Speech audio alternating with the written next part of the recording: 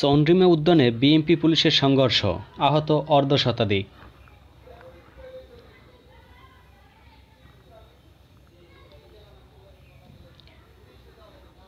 রাজধানীর চন্দ্রিমা উদ্যানে বিএনপি নেতাকর্মীদের সঙ্গে পুলিশের সংঘর্ষ হয়েছে। মঙ্গলবার সকাল 10:30টার পর এ সংঘর্ষ শুরু হয়।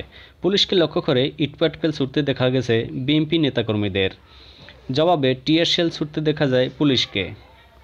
তবে সংঘর্ষের সূত্রপাত কী নিয়ে এ সম্পর্কে এখনও বিস্তারিত কিছু জানা যায়নি। সকালে ঢাকা মহানগর উত্তর ও দক্ষিণ বিএনপির নবগঠিত আহ্বায়ক কমিটির জিয়াউর রহমানের কবরে ফুল দিতে গেলে এ ঘটনা ঘটে।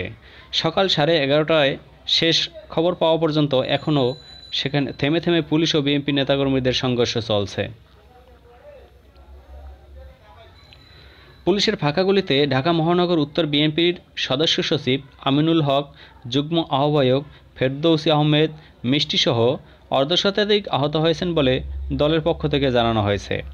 আমিনুল হক বলেন, জিয়াউর রহমানের কবরে ফুল দিতে এসেছিলাম আমরা। পুলিশের কাছ থেকে অনুমতি নেওয়া ছিল, কিন্তু জিয়ার কবরে ঢুকতে সব পথ বন্ধ করে দেয় পুলিশ। এক পর্যায়ে পুলিশ আমাদের উপর টিয়ারশেল ও গুলি নিক্ষেপ করে। এতে আমাদের অর্ধশতাধিক নেতাকর্মী আহত হয়েছেন। তবে এ বিষয়ে পুলিশ এখনও আনুষ্ঠানিকভাবে কিছু জানায়নি। ধন্যবাদ সকলকে।